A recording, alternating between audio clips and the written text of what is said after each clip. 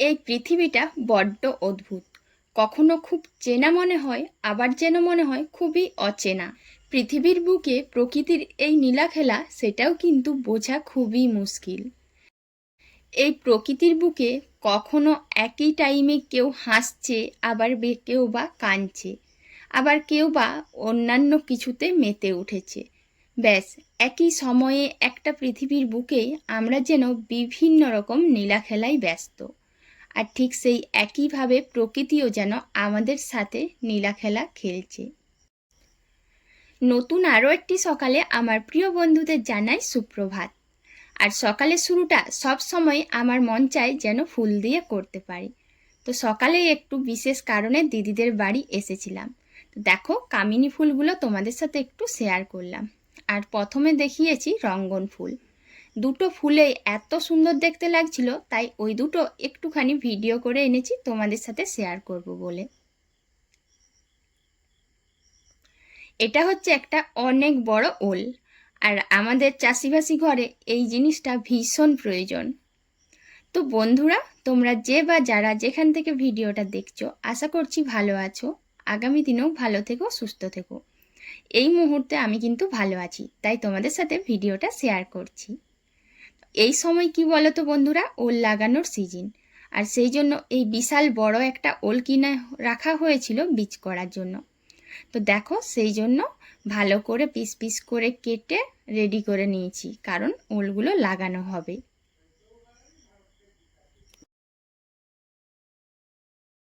বাস্তব পরিস্থিতিতে আমরা কত কিছুর শিকার হই, আবার তার সাথে সাথে কত কিছু জানতে পারি, শিখতে পারি, তাই না? এই যে দেখো, ওলগুলো কি সুন্দরভাবে ওপরের দিকে যে উঠেছে না, লম্বা করে দেখা যাচ্ছে। এই এটাকে আমাদের ভাষায় বলা হয় পং টাইপের, মানে এটাকে পং বলা হয় আমাদের এখানে। জানি না তোমরা যারা ভিডিও দেখছো কি বলা হয়। তো ওটা কিন্তু রেখে করে ওলটা লাগাতে হবে, সেই জন্য খুব সুন্দর করে তোমাদের দাদাভাই কেটেছে, যাতে করে প্রত্যেকটাতেই একটু একটু থাকে।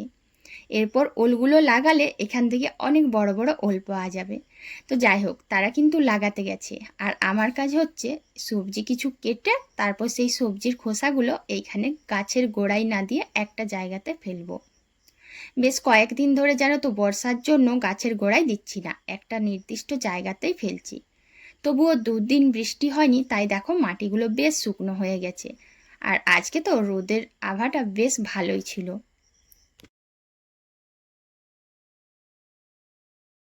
বাস্তব পরিস্থিতিতে আমাদের কত কিছু দেখতে হয়। অনেক সময় মানে একই টাইমেই কিছু কিছু মানুষ দেখবে আগুন ছোঁয়া দামেও বাজার থেকে কিলো কিলো জিনিস কিনে আনছে।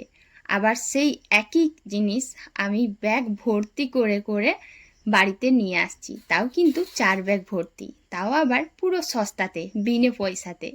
তো দেখতে থাকো ভিডিওটা, আশা করছি ভালো লাগবে।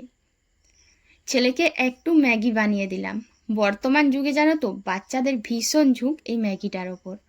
আর আমার ছেলেও অবশ্য মাঝে মাঝে খায়, খুব বেশি যে খায় তা না। তো আজকে তোমাদের সাথে শেয়ার করে নিচ্ছি, আর রান্নাবান্না কিছু তোমাদের সাথে শেয়ার করতে পারিনি। তো রান্নার পরে দেখো বাগানে চলে এসেছি। সোজা বাগানে এসেছি, কয়েকদিন হলো বাগানে ঠিকঠাকভাবে ঘোরাফেরা হয়নি। আর তোমাদের সাথে এর আগের দিনে শেয়ার করেছিলাম যে হ্যাঁ, আমাদের এই যে সবেদা গাছটায় জল দিয়ে বাঁচিয়েছিলাম, সবেদাগুলো কোনোভাবেই বড় হয়নি। আর তোমরা দেখতেই পেলে যে সত্যি সবেদাগুলো বড় হয়নি। তার মধ্যে খারাপ খবর এটাই যে 3টে সবেদা নষ্ট হয়ে গেছে, আর একটা মাত্র বেঁচে রয়েছে। জানি না এটা শেষ পর্যন্ত পাবো কি না, কিন্তু তোমাদের সাথে যেটা শেয়ার করতে চেয়েছিলাম সেটা পারিনি। তবে হ্যাঁ, শেষ মুহূর্তে পৌঁছে দারুণ জিনিস পেয়েছি। এখন মানে এই সময় বর্তমানে আমের দাম প্রচুর, আর প্রত্যেক বাড়িতেই কোনো গাছেই আম নেই, প্রায় শেষ বললেই বলা যায়। শহরের কিছু কিছু মানুষ আছে, প্রচুর দাম নিলেও কিছু জিনিস তারা খেতে পছন্দ করে, কারণ তাদের টাকার অভাব নেই, তাই অনেক দাম দিয়ে হলেও জিনিস কিনে আনে। আর সেখানেই আমরা গ্রামের মানুষেরা যদি অনেকটা জায়গা থাকে, বিভিন্ন ধরনের গাছপালা লাগানো থাকে, তাহলে তো সুবর্ণ সুযোগ। তো সেই সুবর্ণ সুযোগটা দেখো, আমি কিন্তু ব্যাগ ব্যাগ ভর্তি জিনিস নিয়ে চলে এলাম, যেখানে সবাই আগুন ছোঁয়া দামে কিনে। আর এই সবের মাঝখানে জানো এত গরম লাগছে, যার জন্য চুলটা ভালো করে বেঁধে নিলাম। খোলা চুলে একদমই কাজ করতে ভালো লাগে না। বাজারে এখন আমের দাম এত বেশি, তবুও মানুষের খেতে পছন্দ লাগে, খেতে ভালো লাগে বলে অনেক বেশি দামেও কিনে। তো দেখো, আমাদের একটা গাছ ছিল যেটাতে অনেক আম ছিল, তবু কিছু আম এখনও রয়েছে। এইখানে রয়েছে 2 ব্যাগ আম, আবার একটা ট্রে ভর্তি করা হয়েছে, সেটাও রয়েছে 2 ব্যাগ। মোট 4 ব্যাগ ভর্তি আম নিয়ে এসেছি।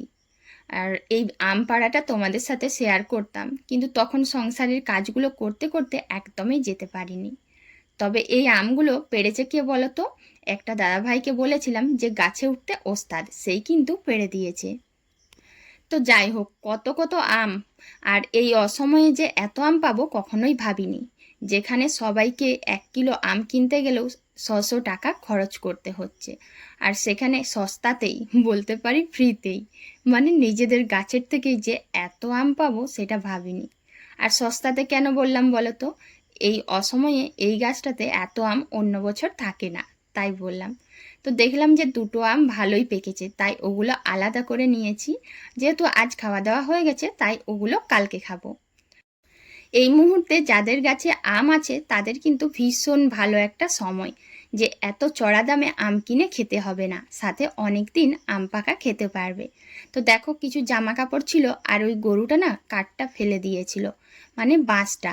তো বাঁশটা ভালো করে উঁচু করে জামাগুলো একটু উল্টিয়ে দিলাম। বর্ষাকাল পড়েছে মানে এই সবে শুরু হলো যে প্রত্যেকটা জামা কাপড়েই 2 দিন ধরে শুকনো করতে হবে। তো বন্ধুরা, আজকের এই ছোট্ট ব্লগটা তোমাদের কেমন লাগলো অবশ্যই কেউ কমেন্ট করতে ভুলবে না। আর একটা ছোট্ট করে লাইক দেবে, যাতে আমি একটু উৎসাহ পাই তোমাদের সাথে ভিডিও শেয়ার করতে। তো শেষে দেখো, এই সুন্দর সুন্দর গোলাপগুলো দেখতে পেয়ে একটু ভিডিও করলাম, কেমন লাগছে বলতে ভুলবে না কিন্তু। আজ এখানেই শেষ করছি, টাটা।